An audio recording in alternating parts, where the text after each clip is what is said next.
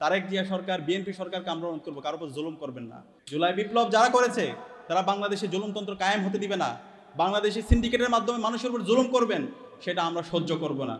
আমরা অনুরোধ করব, যারা বিপ্লবে অবদান রেখেছে, যারা বাংলাদেশপন্থী রাজনীতি করে, যারা এখানে ইনসাফ কায়েম করতে চায়, যারা স্বাস্থ্যসেবা সকল নাগরিকদের সুরক্ষা নিশ্চিত করতে চায়, তাদেরকে মেধার ভিত্তিতে তাদেরকে সব জায়গায় প্রদান করতে হবে। এবং প্রত্যেকটা জায়গায় যারা অবদান রেখেছে আমরা তাদেরকেই বিভিন্ন জায়গায় গুরুত্বপূর্ণ রাষ্ট্রের স্বাস্থ্যসেবার যে জায়গাগুলো আছে সেখানে আমরা দেখতে চাই। আমাদের মুরব্বী জেনারেশন এখন যারা আছে রাজনীতিবিদদের মধ্যে, তাদের আমরা বিভিন্ন ধরনের দাম্ভিকতা দেখতে পাই। তা আমাদের কাছে মনে হচ্ছে তাদের এই দাম্ভিকতা, তাদের এটা পতনের কারণ হচ্ছে। আমরা তাদেরকে বলবো, সুযোগ আছে, শেষ সময়ে এসে আপনারা এমন কোনো কাজ করেন না যার মাধ্যমে হাসিনার যে পরিণতি হয়েছিল, আওয়ামী লীগের যে পরিণতি হয়েছিল, তাদেরকে যেভাবে সবাই ঘৃণা করে, আপনাদেরকেও যেন আজীবন সবাই এরকম ঘৃণা না করে। জুলাই বিপ্লবে যে মানুষগুলো অনবদ্য ভূমিকা রেখেছে, সেই মানুষগুলোকে আমি স্যালুট জানাতে এসেছি। আমি আপনাদেরকে স্যালুট জানাচ্ছি। বিপ্লবের কঠিন সময়গুলোতে যে মানুষগুলো নিবৃত্ত থেকে আমাদেরকে রাত দিন এক করে সাপোর্ট দিয়েছেন, আমাদেরকে সাহস জুগিয়েছেন, আহত পঙ্গুক্ত আমাদের ভাই বোনদেরকে সেবা দিয়ে তাদের ট্রিটমেন্টের ব্যবস্থা করেছেন, জীবনের ঝুঁকি দিয়ে নিজের বাসা ছেড়ে দিয়ে আমাদেরকে তাদের বাসাগুলোকে একটা সেফ হোম হিসাবে আমাদেরকে তৈরি করে দিয়েছেন, সেই মানুষগুলো হচ্ছেন আপনারা। আপনাদের অবদানের কথা এনডিএফ ন্যাশনাল ডক্টর ফোরামের এখানে যারা ডাক্তাররা আছেন, আপনাদের অবদানের কথা এই বাংলার সর্বস্তরের মানুষরা আজীবন শ্রদ্ধার সাথে স্মরণ রাখবে ইনশাআল্লাহ। আমি কিছু গল্প শেয়ার করি। যেহেতু জুলাই বিপ্লবের শুরু থেকে শেষ পর্যন্ত নীতি নির্ধারণ এবং মাঠ পর্যায়ে সমন্বয়ের সাথে আল্লাহ তাআলা আমাকে কাজ করার সুযোগ দিয়েছে, এবং কঠিন সময়ে অনেকগুলো ভূমিকা আল্লাহ তাআলা আমাকে পালন করার তৌফিক দিয়েছে। তো সেখান থেকে অনেকগুলো মানুষের সাথে আমার কিছু স্মৃতি আছে, এবং বিশেষ করে যারা ডাক্তার আছে, এনডিএফের বিভিন্ন পর্যায়ে যারা নেতৃবৃন্দ আছে, তাদের সাথে আমার অনেক যোগাযোগ হয়েছিল এবং তাদের সাথে আমার অনেকগুলো স্মৃতি আছে। তো যখন আন্দোলনে ছাত্রলীগের সন্ত্রাসীরা নৃশংস কায়দায় 15 জুলাই ঢাকা বিশ্ববিদ্যালয়ে আমাদের উপর হামলা করেছিল, আমাদের ভাই বোনদেরকে মেরে রক্তাক্ত করেছিল, এবং আমাদের বোনদেরকে রক্তাক্ত অবস্থায় যখন আমরা ঢাকা মেডিকেলে গিয়েছিলাম, সেই ঢাকা মেডিকেলে যাওয়ার পর আমি এনডিএফের যারা দায়িত্বশীল তাদেরকে ফোন দিয়েছিলাম। তারা সাথে সাথে আমাদেরকে ওই সময় ট্রিটমেন্টের জন্য বিভিন্নভাবে সহায়তা করেছিল। এবং আমরা যখন ইমার্জেন্সি ইউনিটের সামনে দাঁড়িয়ে আমাদের বোনদের ট্রিটমেন্ট করছিলাম, সেখানে ছাত্রলীগ, যুবলীগ, আওয়ামী লীগের সন্ত্রাসীরা দফায় দফায় আমাদের উপর হামলা করে। ওই সময়ে যারা সিভিয়ার অবস্থা ছিল তাদেরকে আমরা বিভিন্ন প্রাইভেট ক্লিনিকে ট্রিটমেন্টের জন্য নিয়ে গিয়েছিলাম, এবং সেই সময়ে অ্যাম্বুলেন্স দিয়ে তাদেরকে ট্রিটমেন্টের জন্য সামগ্রিকভাবে এনডিএফের এখানে অনেকের নাম আমি বলতে পারবো, আমাদের ডাক্তাররা আমাদেরকে সার্বিকভাবে সহযোগিতা করেছিল। পরবর্তীতে যখন ইন্টারনেট ব্ল্যাক আউট করে দিয়েছিল এবং কারফিউ জারি করেছিল সেই কঠিন সময়ে, এবং 18 জুলাই প্রাইভেট ইউনিভার্সিটি আমাদের ভাই বোনদেরকে মেরে যখন রক্তাক্ত করা হয়েছিল, প্রায় শতাধিক আমাদের ভাই বোনদেরকে শহীদ করা হয়েছিল, সেই সময়ে আমাদের এনডিএফের সর্বপর্যায়ে ডাক্তাররা আমাদেরকে সার্বিকভাবে সহযোগিতা করেছিল। এবং আপনাদেরকে একটা ঘটনা বলি, আমাদের 25 জুলাই যখন হাসিনা এই গণহত্যা এবং শিশু হত্যা করার পরে যখন ঢাকা মেডিকেলে অভিনয় করতে গিয়েছিল, নাটক করতে গিয়েছিল, আপনাদের তো মনে আছে, সেই সময় আমাদের কিছু সমন্বয়কদেরকে সে বলছিল তুমি আমাদের সাথে আসো, সে আহতদেরকে দেখতে যাবে। কিন্তু তখন আমরা বলেছিলাম যে খুনি গণহত্যা এবং শিশু হত্যা করে আমাদের ভাই বোনদেরকে শহীদ করেছে, 5 দিনে আমাদের প্রায় 700-এর অধিক ভাই বোনকে শহীদ করেছে, তার সাথে আমরা একসাথে হাসপাতালে যেতে পারি না। তখন সেকেন্ড লেয়ারে যে সমন্বয়ক ছিল তাদেরকে আমরা বিভিন্ন সেফ হোমে রাখার ব্যবস্থা করেছিলাম। সেই সেফ হোমের বিভিন্ন বাসাগুলোতে থাকার ক্ষেত্রেও আমাদের ডাক্তার কমিউনিটির এনডিএফের বিভিন্ন পর্যায়ে যারা দায়িত্বশীল ছিল আমাদেরকে সহযোগিতা করেছিল। এবং সেই সময়ে আমরা আব্দুল হান্নান মাসুদ, রিফাত রশিদ, মাহিন সরকার সহ মোসাদ্দিক আলী ইবনে মোহাম্মদ, তাদের নেতৃত্বে আমরা একটা প্রেস কনফারেন্সের জন্য ব্যবস্থা করেছিলাম, যে হাসিনার গণহত্যা এবং শিশু হত্যার চিত্রগুলো আমরা জাতির সামনে তুলে ধরবো। এবং ওই সময়ে আমাদের প্রথম সারি সমন্বয়ক নাহিদ, আসিফ, তারা গণস্বাস্থ্য হাসপাতালে ছিল, এবং গণস্বাস্থ্য হাসপাতাল থেকে পরবর্তী তাদেরকে আবার তুলে নিয়ে যাওয়া হয়।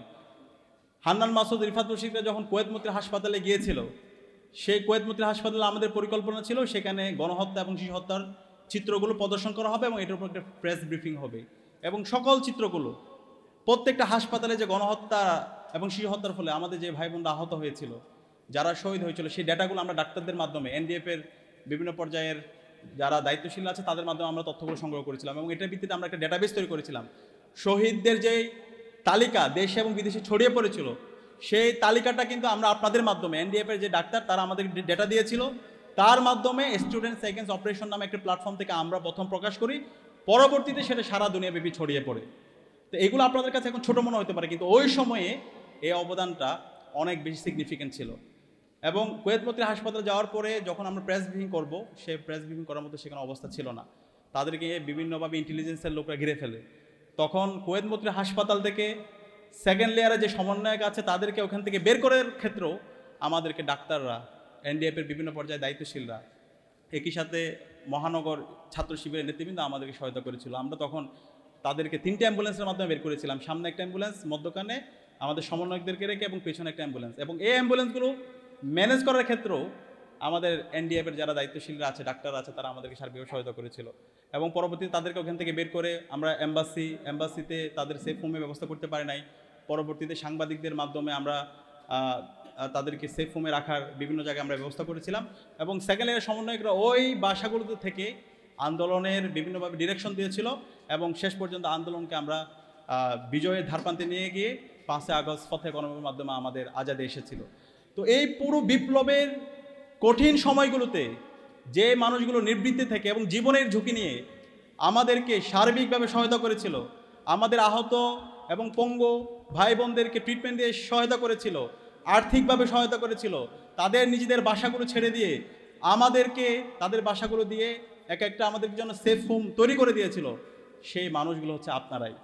আপনাদের এই অবদানের কথা আমরা আজীবন শ্রদ্ধার সাথে স্মরণ করবো। এই বিপ্লবের সফলতার পিছনে আপনাদের ডাক্তার কমিউনিটির অনবদ্য ভূমিকা আছে। এবং বিপ্লবের পরে যখন সবাই ভাগাভাগিতে ব্যস্ত ছিল, যখন আহত এবং পঙ্গুত্ব যারা ছিল তাদের কথা সবাই ভুলে গিয়ে বিভিন্ন ধরনের কে কী পাবে, বিভিন্ন ধরনের দাবি দেওয়া, রাজনৈতিক দলগুলো বিভিন্ন ধরনের তাদের কাকে মুক্তি করবে সেগুলো নিয়ে যখন বার্গেন করছিল, সেই সময়ে একদম নিবৃত্তি থেকে আহত পঙ্গুত্ব যারা চোখ হারিয়েছে, যারা হাত হারিয়েছে, যারা পা হারিয়েছে, যাদের বুকের মধ্যে, পেটের মধ্যে, তাদের শরীরের বিভিন্ন অঙ্গে যাদের গুলি আছে, তাদেরকে দিনের পর দিন, মাসের পর মাস, বছরের সারা বছর জুড়ে আপনারা আমাদের এই ভাই বোনদেরকে ট্রিটমেন্ট করেছেন, আলহামদুলিল্লাহ। তো সেই অবদানের কথা, যে কাজ আপনারা করেছেন, সবকে জারির কাজ, এই কাজগুলো আমরা আল্লাহর কাছে দোয়া করছি। আমরা মানুষ হিসেবে আমরা আপনাদের কিছু দিতে পারবো না, কিন্তু আমরা আল্লাহর কাছে দোয়া করছি আল্লাহ তাআলা আপনাদের এই কাজগুলোকে মানুষের মুক্তির জন্য, মানবতার জন্য এবং দেশের জন্য, দেশের বীর এবং গাজীদের জন্য আপনারা যে অবদান রেখেছেন বিপ্লব এবং বিপ্লব পরবর্তী, আল্লাহর কাছে দোয়া করছি আল্লাহ তাআলা আপনাদেরকে উত্তম জাযা দান করুক, আমিন। শুধু এনডিএফ জুলাই বিপ্লবে কাজ করে নাই, বিপ্লবের পরবর্তী না, ফেসিবাদ বিরোধী বিভিন্ন সময়ে যখন আমরা কঠিন সময়ে ছিলাম, সব সময় মানবতার পক্ষে ছিল, সব সময় ইনসাফের পক্ষে ছিল।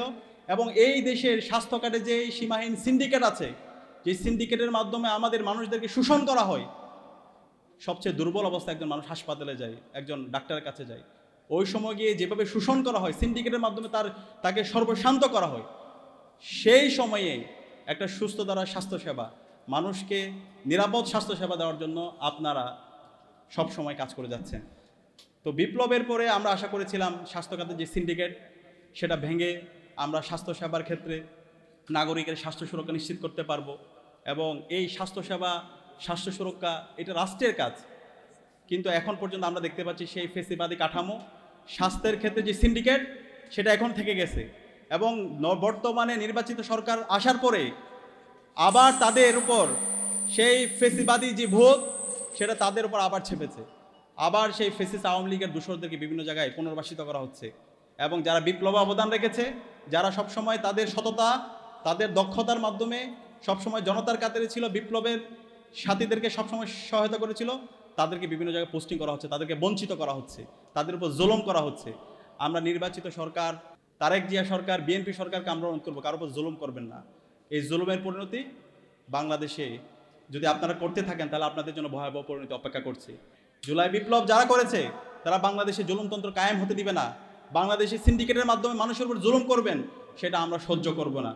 আমরা অনুরোধ করব, যারা বিপ্লবে অবদান রেখেছে, যারা বাংলাদেশপন্থী রাজনীতি করে, যারা এখানে ইনসাফ কায়েম করতে চায়, যারা স্বাস্থ্যসেবা সকল নাগরিকদের সুরক্ষা নিশ্চিত করতে চায়, তাদেরকে মেধার ভিত্তিতে তাদেরকে সব জায়গায় প্রদান করতে হবে। এবং প্রত্যেকটা জায়গায় যারা অবদান রেখেছে, আমরা তাদেরকেই বিভিন্ন জায়গায় গুরুত্বপূর্ণ রাষ্ট্রের স্বাস্থ্যসেবার যে জায়গাগুলো আছে সেখানে আমরা দেখতে চাই। এবং একই সাথে আমরা আজকে দেখতে পাচ্ছি এতগুলো মানুষ জীবন দিল, 55 বছর জুড়ে আমরা এত স্ট্রাগল করছি, এবং সর্বশেষ বিপ্লবে আমাদের এত 2000-এর অধিক আমাদের ভাই বোন শহীদ হলো, 40,000 আমাদের ভাই বোন পঙ্গু হলো।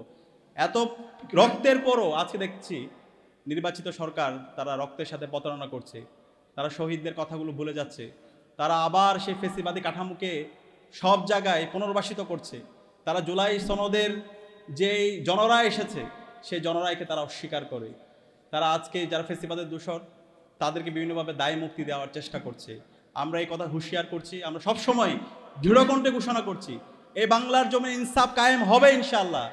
এই বাংলার জমিনে জুলাই সনদ বাস্তবায়ন হবে ইনশাআল্লাহ। এই বাংলার জমিনে আগামীর যে বাংলাদেশ হবে সে বাংলাদেশ হবে আবু সাঈদের আকাঙ্ক্ষার বাংলাদেশ, শহীদ আলী রায়হানের ইনসাফের বাংলাদেশ ইনশাআল্লাহ।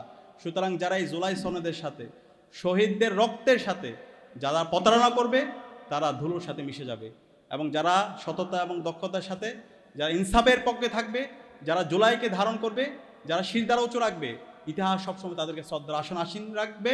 এবং এই বাংলার জমিনে ইনশাআল্লাহ আগামীর যে বাংলাদেশ, সে বাংলার জমিনে ইনসাফ বিজয় হবে ইনশাআল্লাহ। আগামীর বাংলাদেশে আমরা দেখতে পাচ্ছি ইনশাআল্লাহ যেই জেনারেশন জুলাই বিপ্লব করছে, এই জেনারেশনে ইনশাআল্লাহ নেতৃত্ব দিবে। আমাদের মুরব্বী জেনারেশন এখন যারা আছে রাজনীতিবিদদের মধ্যে, তাদের আমরা বিভিন্ন ধরনের দাম্ভিকতা দেখতে পাই। তা আমাদের কাছে মনে হচ্ছে তাদের এই দাম্ভিকতা তাদের এটা পতনের কারণ হচ্ছে।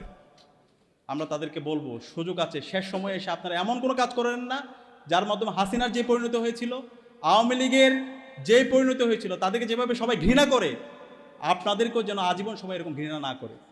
আমরা চাই, আপনারা ভিকটিম ছিলেন, 16 বছর লড়াই সংগ্রাম করেছেন। আমরা আশা রাখবো এই সময়ে, শেষ সময়ে এসে আপনারা আপনাদের কথা এবং কাজের মধ্যে মিল রাখবেন। জুলাই সনদের যে জনরাই, গণভোটের যে জনরাই, 70% মানুষের যে জনরাই, সেটা মেনে নেবেন এবং বাংলাদেশের জমিনে ইনসাফ কায়েম করার জন্য আপনারা কাজ করবেন, এবং অন্যায়ের বিরুদ্ধে, জুলুমের বিরুদ্ধে, এবং শিক্ষা খাত থেকে শুরু করে স্বাস্থ্য খাত, সেখানে যে সীমাহীন সিন্ডিকেট সেটাকে ভেঙে দিয়ে সব জায়গায় ইনসাফ কায়েম করবেন। আমি আজকের এই আয়োজনের জন্য ন্যাশনাল ডক্টর ফোরামের সর্বপর্যায়ে নেতৃবৃন্দ এবং ডাক্তারকে ধন্যবাদ জানাচ্ছি। আমরা আশা করছি ইনশাআল্লাহ এই বাংলার জন্য ইনসাফ কায়েম করার জন্য আমরা সর্বস্তরের পেশাজীবীরা একসাথে কাজ করে একটি বৈষম্যহীন বাংলাদেশ আমরা বিনির্মাণ করবো ইনশাআল্লাহ। আসসালামু আলাইকুম রহমতুল্লাহ।